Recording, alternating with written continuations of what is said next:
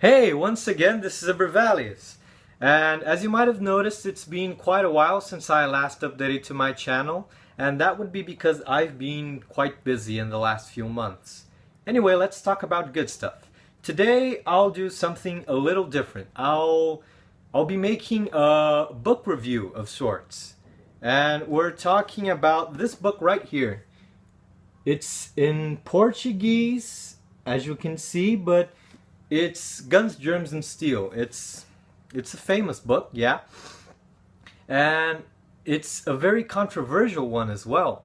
Well, I've heard many people saying that they hate this book and that it's very flawed and has a lot of problems, but I don't really think that it deserves all the hate it gets.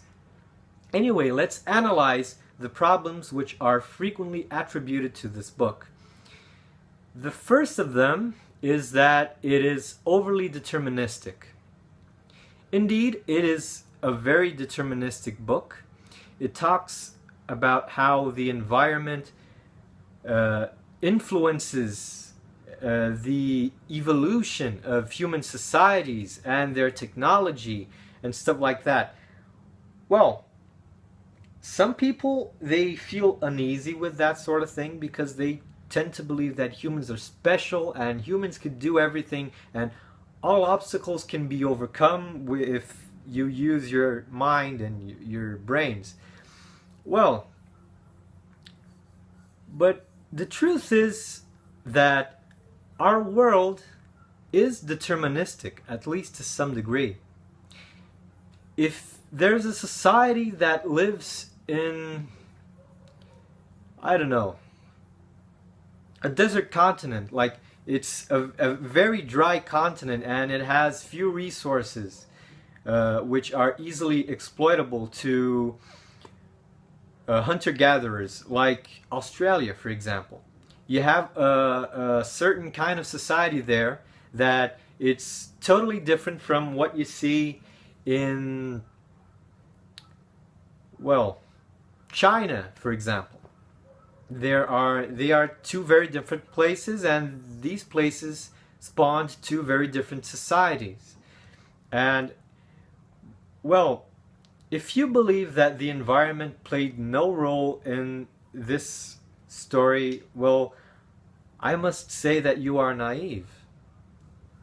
I must agree, however, with the critics, at least partially here, because sometimes his determinism just it goes over the edge.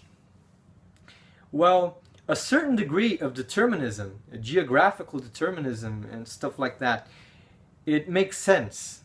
But, well, there's this one chapter in Guns, Germs and Steel where he talks about the conquest of the pre-Columbian empires, like especially the Inca. He talks very little about the Aztecs.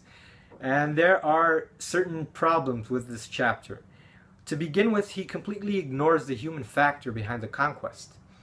He says that what happened would happen anyway and it couldn't be changed. But the truth is that, well, human factor played a very important role in the conquest of these empires, especially in the case of the Aztecs. Well, Cortés, which was the conquistador that overthrew the Aztec Empire, of course, he was helped by Malintzin, who was his translator.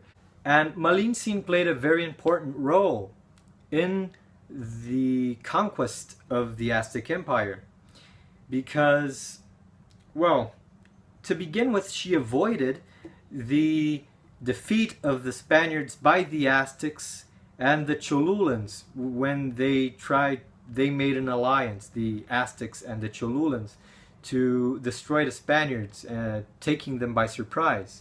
Malintzin, she became aware of this plan and told Cortés, and Cortés invaded Cholula, killed everyone, and this was known as the Cholula Massacre.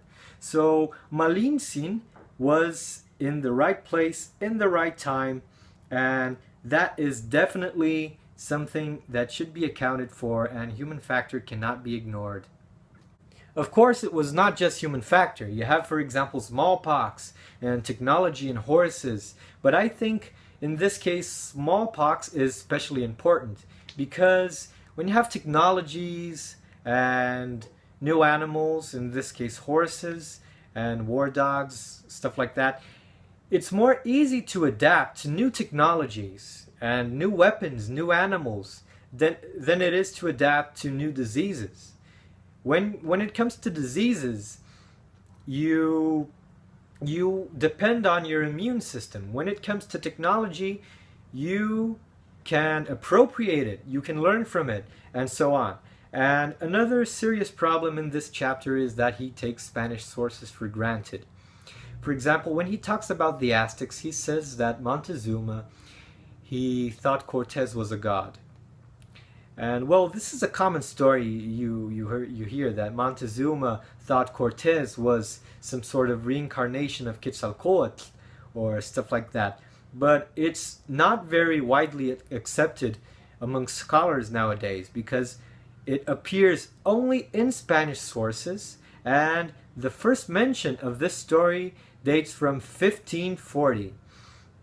And well, the conquest happened like 20 years before that, and we have sources written by indigenous people dating from the time of the conquest, and they don't mention the fact that the Aztecs or Montezuma thought Cortez was a god. So we have no reason to believe it except the fact that the Spaniards said so. And then we have the second and most controversial problem, which is frequently attributed to Guns, Germs and Steel. Well, some people believe that the book is racist.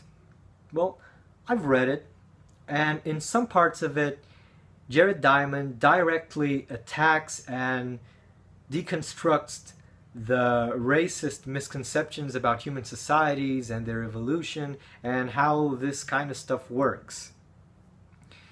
And he does a pretty decent job, I think. I don't think I agree with the idea that this book is racist. Yeah, well, then again, some people say that the heavy determinism present in Guns, Germs and Steel is also a form of racism. But as I said before, a certain degree of determinism just makes sense, as long as you're not fatalistic, like Jared Diamond himself in the chapter about pre-Columbian empires and the Spanish and stuff like that. And, well, the fact that he tries to examine the reasons behind history's events in which some societies, they come and they overthrow others and they subdue everyone. Well, he just explains how the process happens. He doesn't use any ideological apparatus to justify it. It's not white man's burden Victorian ideology. He just explains things in a straightforward way. I have also noticed that some people are simply annoyed by the fact that Jared Diamond is a biologist and he's writing about history. Well, this kind of concern, well, to me, it doesn't make any sense. Oh my god, that guy's a biologist. He's writing about history. Oh, I'm a historian. I was supposed to write about that. I'm so offended right now. And when someone who is not from a certain area, like history, and you see the guy's a biologist and he writes about history, well, the end result isn't necessarily bad. You see, the guy, he can be helped by actual historians, as was the case with Jared Diamond. And, well, he can help widen the horizons of science in general. We don't have to be parochial about our areas of expertise. That's just petty. Well, there was a problem I noticed with this book, and it's the fact that Jared Diamond says that Australia has no domesticated plants, domesticatable plants. Well, that's not exactly true. In Australia, you have a lot of plants that have very similar counterparts found in Asia. And these Asian counterparts have been domesticated by the Chinese or the Indians or whatever people you have in their respective areas of occurrence. But in Australia, the same didn't happen. And the fact is that not all domesticatable plants are suited for beginners. Not all crops are good starter crops. Some of them are incompatible with a hunter-gatherer lifestyle, and they're not good for making a transition between nomadism and sedentary civilization.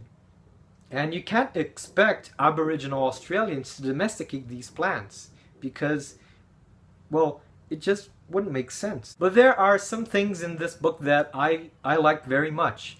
For example, I like the way he talks about technology and how it develops and how technology can be lost. The advancement isn't always linear, and how he talks about and criticizes the heroic theory of invention and scientific advancement.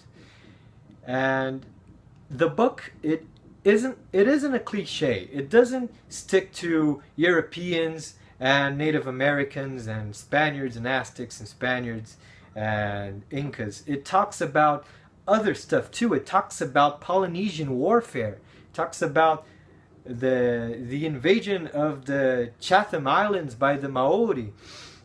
It talks about China and how Chinese civilization evolved. It talks about the Bantu expansion in sub-Saharan Africa. And it's really fun to read. It's something that can teach you quite a thing or two. Well, that's Guns, Germs, and Steel, folks. I know this video will probably kind of controversial and some people might disagree with me, and that's okay. We can all have our opinions, but let's please try to be civilized. If you want to discuss your opinion, feel free to comment here and perhaps we can have a civilized discussion about Guns, Germs, and Steel.